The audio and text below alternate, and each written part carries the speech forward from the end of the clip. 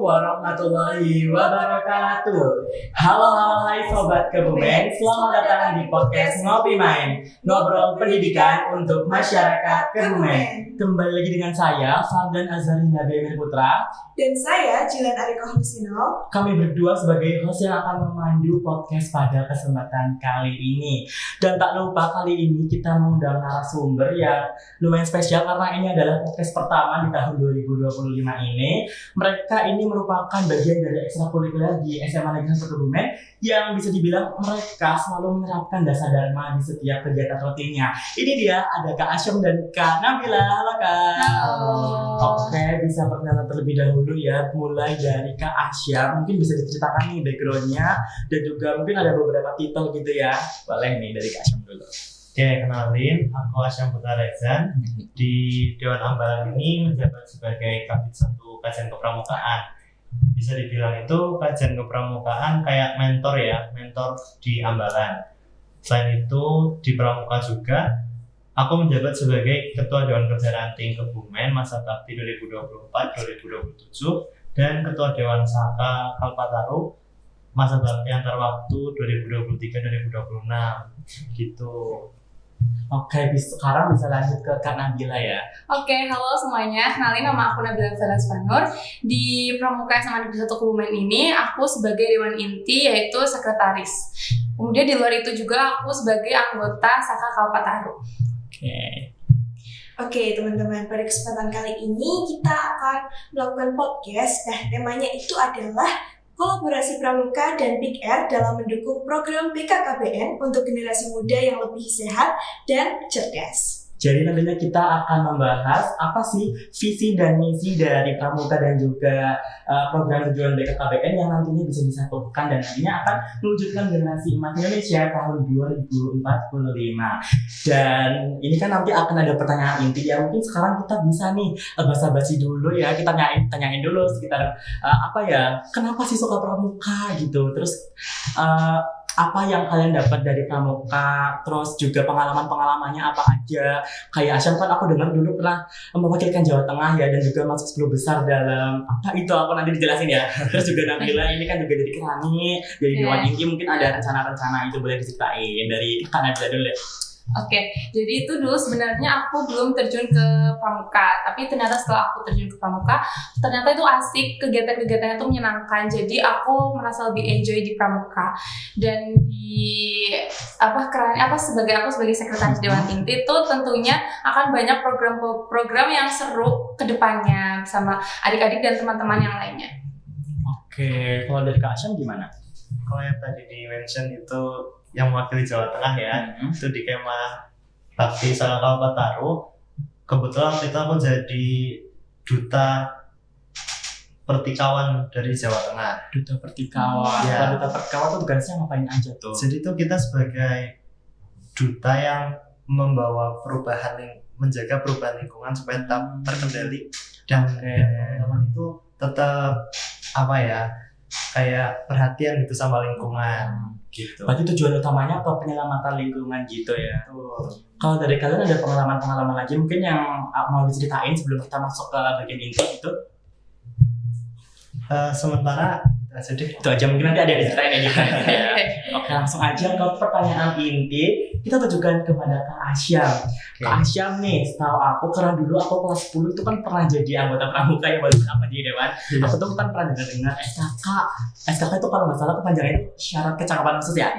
Nah, itu tuh kan aku pengen tahu nih. Aku juga pernah dengar di SKK itu ada yang namanya penyakit degeneratif, yang otomatis tuh ada kaitannya dengan BKKBN dan juga Dinas Kesehatan. Aku pengen tanya nih, ada nggak sih visi dan misi atau entah apapun itu dari SKK Kepramukaan ini yang menunjang dan mendukung adanya program BKKBN dengan tujuan generasi muda Indonesia yang emas?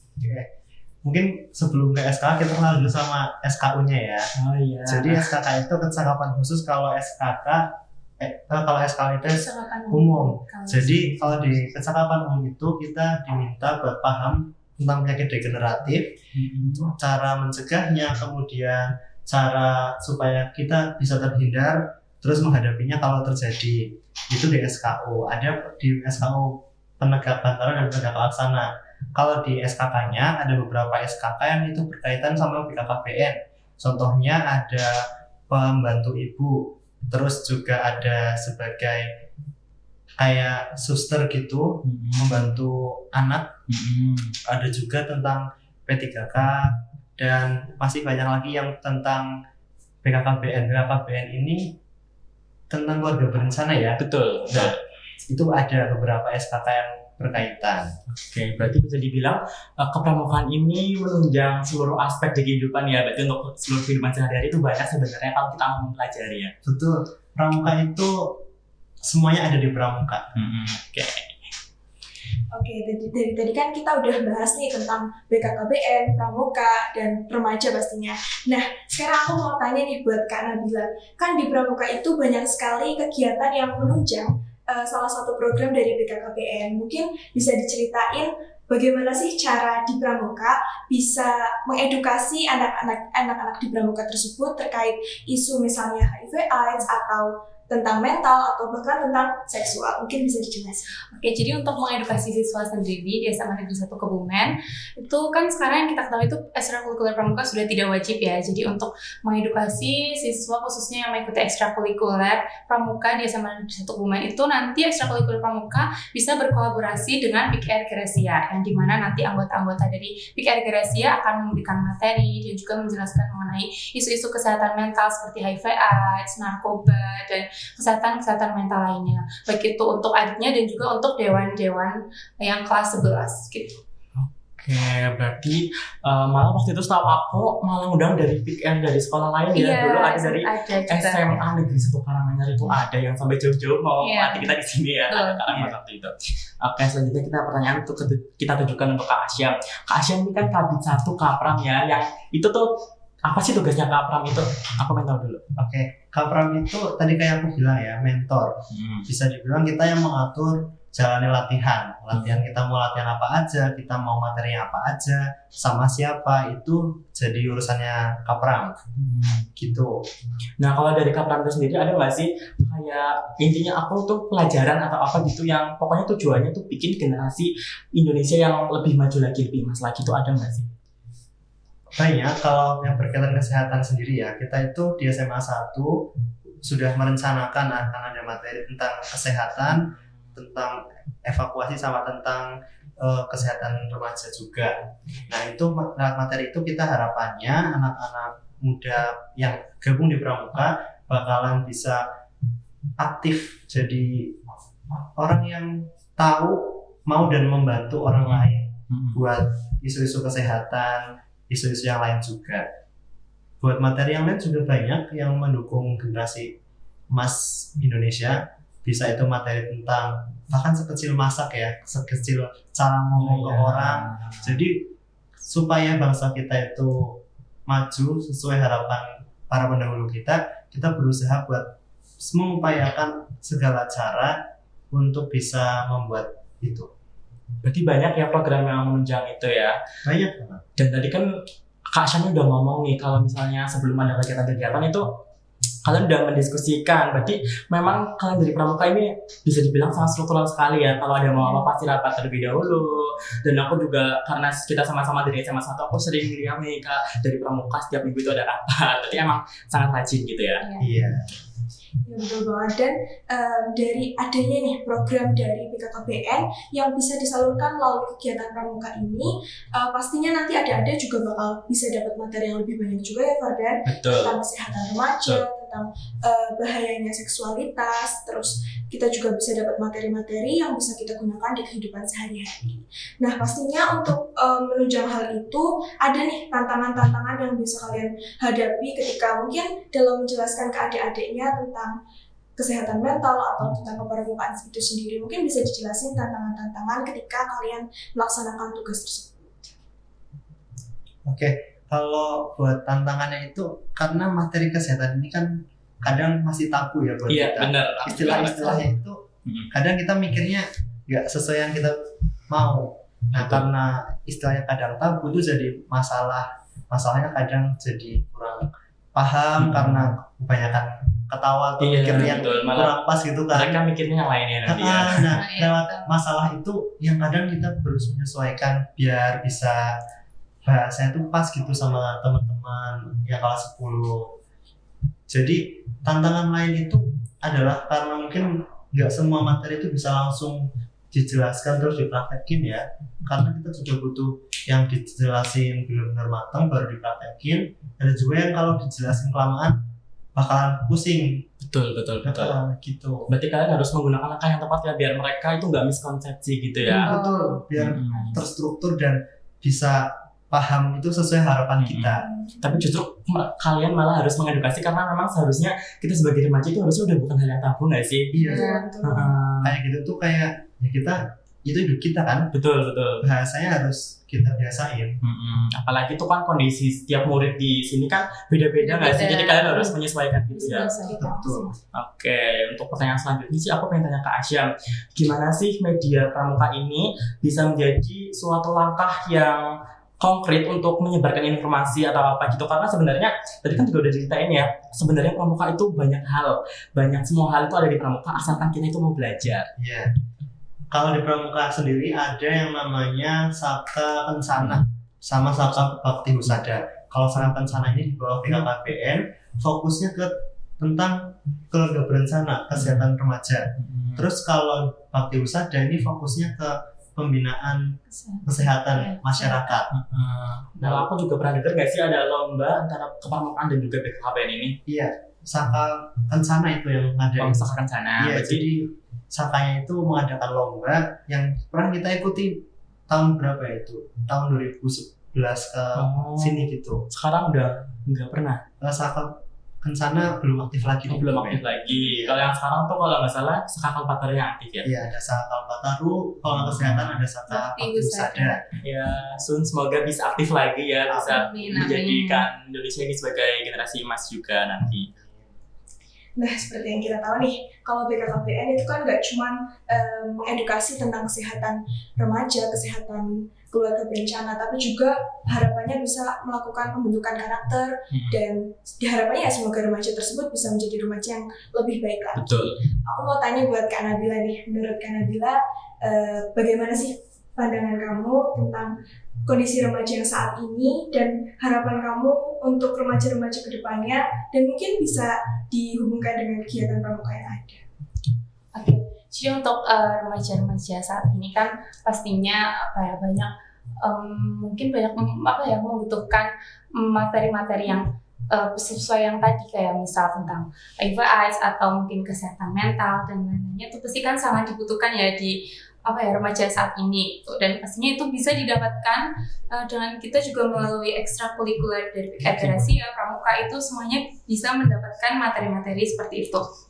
Dan di ekstrakurikuler pramuka ini ya seperti dulu pas saat kita kelas 10 kan juga pernah ada kegiatan pramuka yang berkolaborasi dengan PIK Gracia yang juga ada dari luar SMA Negeri 1 Kebumen yang mengisi, itu juga ikut mengisi mengenai materi tentang isu-isu kesehatan mental gitu pastinya. Dan besok juga pasti akan diadakan seperti itu untuk berkolaborasi dengan PIK Gracia. Malah setahu aku dulu suruh gambar nggak sih di kertas Iya, gitu gambar ya? di kertas besar gitu dibagi beberapa kelompok. Ya. Itu dengan tujuan biar kita sama-sama teredukasi gitu Iya. ya. Oke, kalau selanjutnya ini kan baru tentang yang di SMA Negeri 1 Kebumen nih. Kalau untuk di wilayah Kebumen nih mungkin Asyam pernah nggak sih mengikuti momen di mana kamu itu langsung terjun untuk tujuan remaja itu? Jadi untuk mengkomunikasikan remaja-remaja. Kalau secara langsung nggak di pramuka ya. Di pramuka. Dulu waktu aku SD itu pernah lewat jadi dokter kecil itu kan Oh ada iya, lombanya. iya. Kecil. Itu juga kita belajar kayak kita jadi duta kesehatan ini buat teman-teman SD kan. Itu kita belajar gimana caranya bilang ke teman-teman buat gosok gigi, terus buat kalau dulu itu yang sering banget tekanin adalah ganti baju kalau habis olahraga basah biar nggak kena panu gitu kan. Ya kayak gitu itu waktu SD awal. Karena emang ya itulah yang hal yang sering dilalaikan ya sama Iya. anak kecil ya. Lalai banget kan. Kadang kita udah capek ngantuk Iya. tidur, akhirnya Betul. di pundak ada putih-putih apa ini? Ternyata panu. Nah, itu kan. Jadi kalau di pramuka sendiri yang terjun secara langsung di masyarakat atau di kabupaten kabupaten itu belum ya, karena emang fokusku bukan ke kesehatan, fokusku ke lingkungan hidup. Mungkin kalau di kesehatan itu secara umum doang ya, kayak di sekolah gitu ya. Betul. Kalau dari kegiatan pramuka itu kan banyak banget ya berdampak buat kita juga sebagai remaja. Betul.